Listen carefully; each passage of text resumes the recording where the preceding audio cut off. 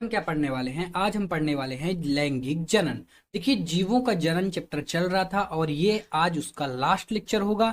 ये तीसरा लेक्चर है और तीसरे लेक्चर में हम लैंगिक जनन देखने वाले हैं और यहीं से हम इस चैप्टर को द एंड की ओर ले जाएंगे और आज हम इस चैप्टर को समाप्त कर देंगे।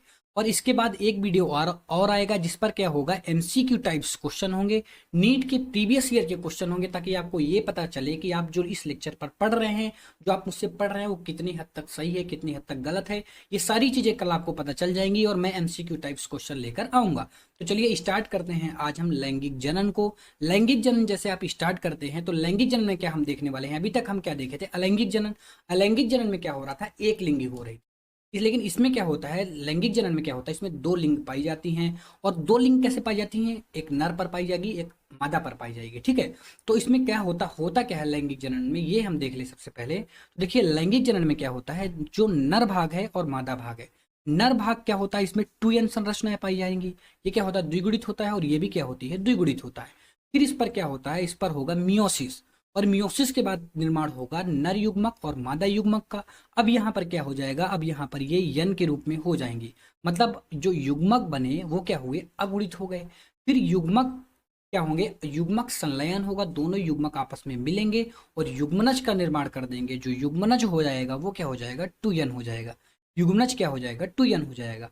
अब फिर युग्मनज के बाद क्या होगा, हमारा भ्रूण का निर्माण हो जाएगा। और ये सारी चीजें इस वीडियो पर हम विस्तारित रूप से देखने वाले हैं। हम एक एक कर देखेंगे कैसे युग्मक का निर्माण हुआ, कैसे युग्मक संलयन हुआ, कितने प्रकार से युग्मक संलयन हो सकता है, युग्मक का निर्माण कितने प्रकार से हो सकता है, युग्मक कितने प्रकार के होते हैं। ये सारी चीजें हम इस वीडियो पर देखेंगे। तो चलिए स्टार्ट करते हैं और अब देखते हैं हम लैंगिक के प्रकार। लैंगिक जनन जो होते हैं वो कितने प्रकार से के होते हैं? देखिए, तो लैंगिक जनन जो होते हैं वो दो प्रकार से हो सकते हैं। कितने प्रकार से? दो प्रकार से हो सकते हैं। पहला जो है वो द्विलिंगी है और दूसरा क्या है, एक लिंगी है। ठीक है, ये द्विलिंगी और एक लिंगी हो सकते हैं। देखिए, जो द्विलिंगी की अगर हम बात करें तो द्विलिंगी में क्या रहता है, एक प्राणी एक होता है। जैसे मैं बात करूं केचुए की, ये केचुआ आपको सामने दिख रहा होगा। देखिए, आपको प्राणी एक ही दिख रहा है, लेकिन इसी के अंदर नर और मादा दोनों है। मतलब एक प्राणी के अंदर जब नर और मादा दोनों रहती हैं तो उसको हम क्या कहते हैं, द्विलिंगी कहते हैं। और द्विलिंगी की जो एग्जाम्पल हो जाते हैं जंतुओं में, वो क्या हो जाते हैं, जैसे केचुआ हो गया, लीच हो गई, स्पंज हो गया, टेप वर्म हो गई और जोंक हो गए। ये सब किसके एग्जाम्पल हैं? ये सब जंतुओं के एग्जाम्पल हैं। किसके? द्विलिंगी के। ये सब कितने हैं, कौन से हैं? द्विलिंगी हैं। मतलब कि एक ही जंतु पर दो लिंग।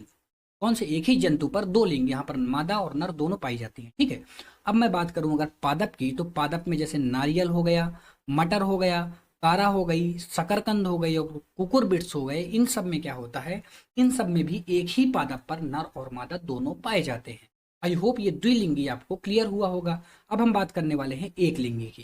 देखिए, जैसे एक लिंगी की बात आती है तो आपको तीन चार चीजें तो बहुत ही जल्दी जल्दी याद आनी चाहिए। पहला नंबर क्या है? पहले नंबर तो हम खुद ठहरे, हम एक लिंगी हैं। ठीक है, हम जैसे नर हैं तो नर अलग होते हैं और मादा अलग होती है। मतलब एक लिंगी में क्या होता है, जो नर और मादा लिंग है, जो दो प्रकार की जो हमारी लिंग होती है नर और मादा की, वो दोनों क्या होती हैं, अलग अलग प्राणियों में होती है। फिर दूसरा एग्जाम्पल हमें याद आना चाहिए, तिलचट्टे। क्या तिलचट्टा चैप्टर हम 11th में पढ़ते हैं, बहुत ही अच्छे तरीके से पढ़ते हैं। तो जो तिलचट्टा है वो भी हमें तुरंत याद आना चाहिए। तिलचट्टे के बाद क्या हो गया, पादप में क्या हो गया, पपीता हो गया। और फिर इसके बाद क्या हो जाता है, मार्केंसिया। देखिए, जो मार्केंसिया एग्जाम्पल है आपका, मार्केंसिया एग्जाम्पल इंपॉर्टेंट है। क्यों इंपॉर्टेंट है? क्योंकि इससे नीट ने क्वेश्चन पूछ लिया है। और जो नीट ने क्वेश्चन एक बार पूछ लिया मतलब वो हमारे लिए इंपॉर्टेंट हो गया। मार्केंसिया का जो पादप है देखने पर कुछ ऐसा दिखता है। बाकी आप पपीता और तिलचट्टे को तो जानते ही होंगे। देखिए, एक लिंग भी आपका क्लियर हुआ। एक लिंग में हमने क्या देखा कि जो प्राणी थे नर और मादा थे वो दोनों अलग अलग है। ठीक है, तो एक लिंगी आपको समझ में आई। अब हम क्या बात करने वाले हैं, अब हम बात करने वाले हैं लैंगिक जनन की घटनाओं के बारे में।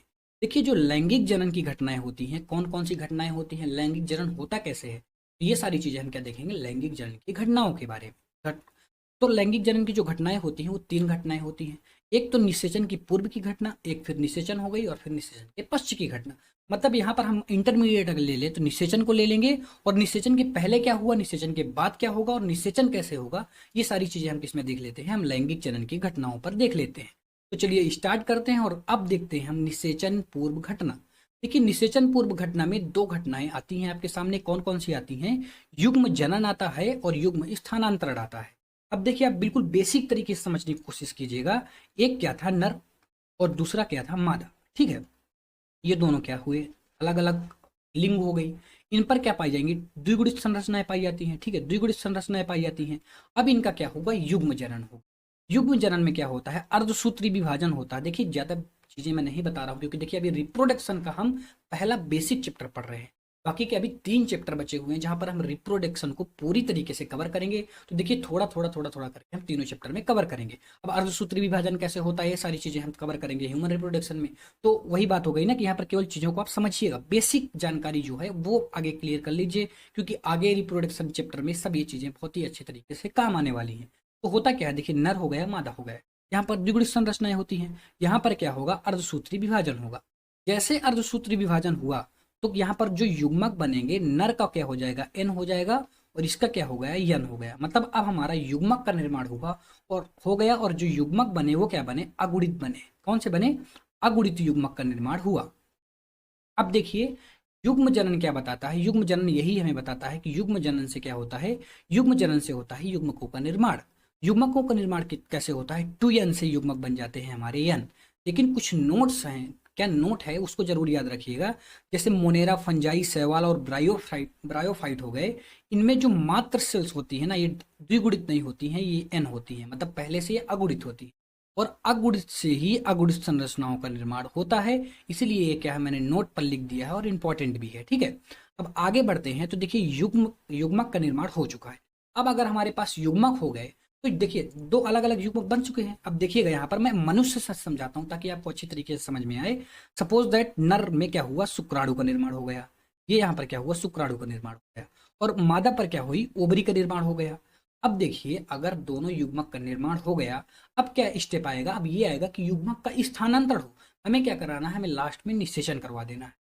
तो निषेचन करवाने के लिए ये जरूरी है कि युग्मक का स्थानांतरण हो। मतलब जो युग्मक है, ये जो नर वाला युग्मक दिख रहा है आपको, ये यहाँ तक ओवरी तक जाए तभी तो निषेचन होगा। उससे पहले हम क्या देखेंगे, उससे पहले हम देख लेंगे जो युग्मक है, आखिर ये युग्मक कितने प्रकार के होते हैं। क्योंकि अभी तक हमने ये नहीं देखा कि युग्मक का निर्माण तो हमने कर लिया, लेकिन युग्मक भी कई तरीके के हो सकते हैं, तो वो देखेंगे हम। देखिए जो युग्मक होते हैं वो 3 तरीके के हो सकते हैं। पहला नंबर क्या होता है, समयुग्मकी। समयुग्मकी में क्या होता है, जो सम मतलब समान। अब इसमें आकार और परिणाम हमें देखना होता है, इसमें आकार और परिणाम दोनों समान होते हैं। सपोज दैट यहाँ पर युग्मक हुआ, ये नर युग्मक है। ठीक है, ये कौन सा युग्मक है, नर युग्मक है। और ये क्या हुई, ये मादा युग्मक हो गई। अब आप देख रहे होंगे दोनों का आकार और दोनों का परिणाम सेम है। मतलब यहाँ पर क्या हो गया, यहाँ पर समयुग्मकी हो गई। और समयुग्मकी की जो एग्जाम्पल हैं वो क्या हैं, क्लेमाइडोमोनास हो गया, यूलोथ्रिक्स हो गया, स्पाइरोगारा हो गया, ये सारे एग्जाम्पल इसके हो जाते हैं, समयुग्मकी के हो जाते हैं।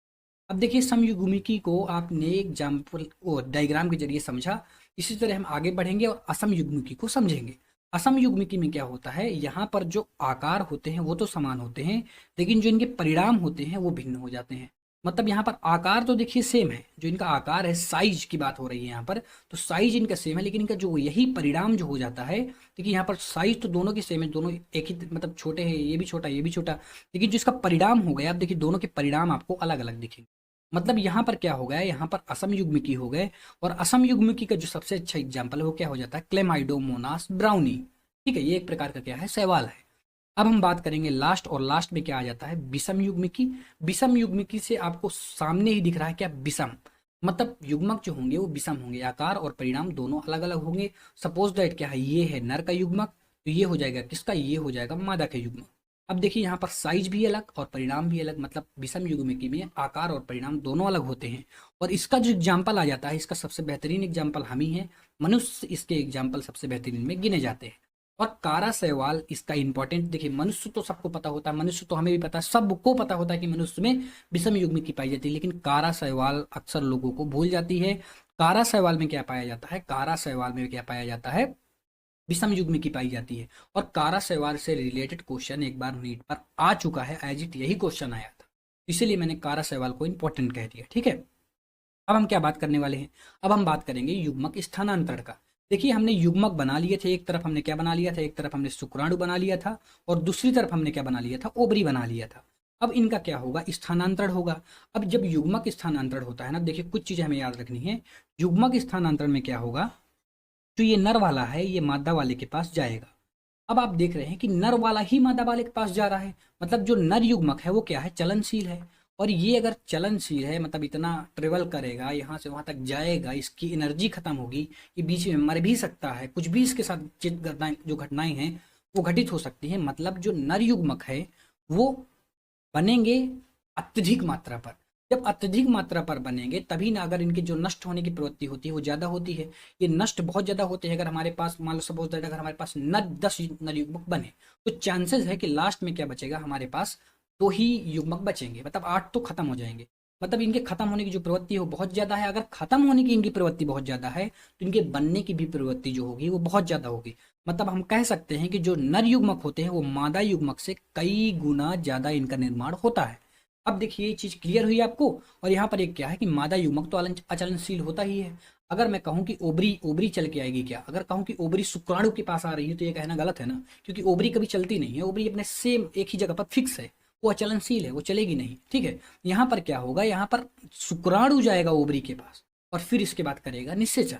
अभी क्या हुआ, स्थानांतरण, जो युग्मक का स्थानांतरण है वो हो चुका है और शुक्राणु अब ओबरी तक पहुंच चुका है। देखिए जैसे शुक्राणु ओबरी तक पहुंचा, क्या जो शुक्राणु था वो अब क्या हुआ, ओबरी तक पहुंचा। और जैसे शुक्राणु ओबरी तक पहुंचा ना, तो वहां पर क्या हुआ, निषेचन हुआ। और निषेचन जो हुआ तो निषेचन में 2 घटनाएं आपको देखने के लिए मिली।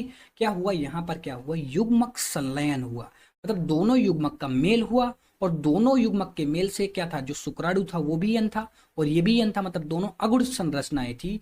दोनों युग्मक का जब संलयन हुआ तो एक द्विगुणित संरचनाओं का निर्माण हुआ, जिसको हम क्या कहते हैं, जिसको हम कहते हैं जाइगोट। जाइगोट तक समझ में आया। अब हमारे पास क्या हो गया, जाइगोट बन चुका है। अब देखिए जो युग्मक का संलयन है वो कैसे होता है उसके बारे में हम देख लें। देखिए जाइगोट हमारा बन चुका है, यहाँ तक हम छोड़ेंगे। अब हम देखेंगे कि युग्मक का जो संलयन है वो कैसे हो सकता है। तो युग्मक का संलयन 2 तरीके से हो सकता है, एक तो बाह्य संलयन हो सकता है, तो अंतरही संलयन हो सकता है। बाह्य संलयन शरीर के बाहर होता है और जो अंतः संलयन होता है वो शरीर के अंदर होता है। अंतः संलयन हम सब में पाया जाता है। यहाँ पर क्या होता है, शुक्राणु ओबरी के अंदर जाता है, मतलब एक प्राणी के अंदर जा रहा है शुक्राणु, मतलब यहाँ पर क्या हो रहा है, यहाँ पर अंतः निषेचन हो रहा है। और बाह्य निषेचन में क्या होता है, जो निषेचन होता है वो बाह्य होता है। जैसे कि अधिकांश जलीय प्राणियों की मैं बात करूं तो अधिकांश जलीय प्राणी जैसे शैवाल हो गया, मछली हो गए, इनमें जो निषेचन होता है, जो युग्म संलयन होता है वो क्या होता है, जल पर होता है। अगर युग्म संलयन जल पर हो रहा है, मतलब युग्म संलयन जो हो रहा है वो बाहर हो रहा है शरीर के, और अगर बाहर हो रहा है तो उसको हम क्या कहेंगे, बाह्य निषेचन कहेंगे। अब देखिए क्लियर हुआ बाह्य निषेचन। ऐसे ही क्या हुआ, अंतः निषेचन है। अंतः निषेचन भी मैंने आपको बता ही दिया। अंतः निषेचन शरीर से पक्षी और हम में पाया जाता है और शरीर के अंदर होता है। ठीक है, यहाँ तक चीजें क्लियर हुई। अब देखिए ये तो निषेचन की बात रही, लेकिन कुछ ऐसे भी पादप या जंतु मैं कहूंगा हैं जो बिना निषेचन के युग्मक का निर्माण कर, और जो पादप बिना निषेचन के युग्मक का निर्माण कर रहे हैं मतलब हम उसको क्या कहेंगे, पार्थोजेनेसिस कहेंगे। मतलब हम यहाँ पर यूज करेंगे अनिषेक जनन। अनिषेक जनन का सबसे अच्छा एग्जाम्पल क्या है, केला। केले में कोई भी निषेचन नहीं होता, इसके बाद भी मतलब कि फल का निर्माण हो रहा है, मतलब युग्मक बन रहे हैं। तो युग्मक बन रहे हैं, ऐसे निषेचन को हम क्या कहेंगे, अनिषेक जनन, मतलब पार्थोजेनेसिस। यहाँ तक की चीजें क्लियर हुई। अब हम आगे बढ़ते हैं। अब आगे क्या बढ़ेंगे, देखिए निषेचन तो हो चुका। अब निषेचन, जैसे निषेचन हुआ, युग्म संलयन हुआ, युग्म संलयन के बाद जाइगोट मतलब टूयन संरचनाओं का निर्माण हुआ, तो निषेचन के बाद तुरंत क्या होगा, भ्रूण का निर्माण हो। और जैसे भ्रूण का निर्माण हुआ तो इस प्रक्रिया को हम क्या कहेंगे, इस प्रक्रिया को हम कहेंगे एम्ब्रियोजेनेसिस। एम्ब्रियोजेनेसिस कहते हैं हम इस प्रक्रिया को, याद रखिएगा, टर्म्स इंपॉर्टेंट है। फिर क्या हुआ, एम्ब्रियोजेनेसिस में हो क्या रहा है, जाइगोट जो है भ्रूण भी बन रहा है, मैंने आपको बताया। और भी कई संरचनाएं यहाँ पर परिवर्तित होंगी। अब भ्रूण क्या होगा, एक समय बाद परिपक्व होगा। भ्रूण में क्या होगा, देखिए यहाँ पर 2 चीजें बहुत होती, 2 संरचनाएं, एक तो कोशिका विभाजन, क्या, एक तो कोशिका विभाजन और दूसरा क्या हो गया, कोशिका विभेदीकरण। क्या, कोशिका विभेदीकरण, एक कोशिका विभाजन हो गया और दूसरा क्या हो गया, कोशिका विभेदीकरण हो गया। और जो दोनों 2 संरचनाएं बहुत तेजी से होती है, फिर क्या होता है, भ्रूण होता है परिपक्व, और परिपक्व होने के बाद कुछ चीजें और बदलती हैं। जो बीजांड होता है वो बीज पर, अंडाशय जो होता है वो जाकर फल पर चेंज हो जाता है। अब देखिए दोनों जो टर्म्स हैं आपको दोनों सेम टर्म्स लग रही होंगी, क्या, कोशिका विभाजन और कोशिका विभेदीकरण। अगर मैं कहूँ कि इनमें कोई अंतर है, आपसे पूछूं तो आप क्या कहेंगे कि यार कोशिका विभाजन मतलब विभाजित हो रहा है, विभेदीकरण हो रहा है, मतलब कि दोनों तो सेम ही लग रही है लमसम। लेकिन देखिए यहाँ पर टर्म्स जो हैं वो सेम है नहीं। क्यों सेम नहीं है, क्योंकि दोनों टर्म्स को समझिएगा, दोनों टर्म्स इंपॉर्टेंट टर्म्स हैं एनसीईआरटी के। देखिए यहाँ पर क्या है, जो कोशिका विभाजन होता है तो उसमें क्या होता है, नंबर ऑफ सेल्स बढ़ती हैं। मतलब कोशिकाओं की संख्या में क्या हो रही है, कोशिकाओं की संख्या में वृद्धि हो रही है। जबकि कोशिका विभेदीकरण में क्या होता है, जब कोशिकाओं की संख्या में वृद्धि होती है तो कोशिका विभेदीकरण में एक ही बहुत ही स्वरूप मतलब एक तरीके से क्या होती है, जो कोशिकाओं का क्या होता है विभेदीकरण होता है, उसमें क्या होता है कोशिकाओं जैसे सेल्स से धीरे धीरे सेल्स आपस में मिलती हैं और क्या करती है ऊतकों का निर्माण करने लगती है। और देखिए क्या हो रहा है, देखिए सेल्स से ऊतकों का निर्माण हो रहा है, ऊतकों से आगे अंग का निर्माण होने लगता है। मतलब यहाँ पर क्या हो रहा है विभेदीकरण हो रहा है। और विभेदीकरण में क्या हो रहा है, जो सेल हैं वो जाकर आगे टिश्यूज का निर्माण करती हैं, क्या टिश्यूज का निर्माण करती हैं और फिर ये आगे जाकर क्या करेंगे पूरी बॉडी बना देती हैं। मतलब यहाँ पर विभेदीकरण हो रहा है। विभेदीकरण एक बहुत ही निश्चित क्रम पर चलता है, बहुत ही सुनिश्चित ढंग से चलता है। ठीक है, क्लियर हुआ ये सारी चीजें। तो अब हम बात करने वाले हैं लास्ट, और लास्ट में हम देखने वाले हैं इंपॉर्टेंट पॉइंट्स की। ये एनसीईआरटी के कुछ पॉइंट है जो मैंने एज इट ऐसे लिख दिए हैं। ये काफी ज्यादा इंपॉर्टेंट पॉइंट है, मैं आपको बता दूं इससे रिपीट वे पर क्वेश्चन आए हुए हैं। दोनों पॉइंट को कभी भूलिएगा मत, ठीक है। और ऐसे भी मैं याद कराने की कोशिश करूंगा।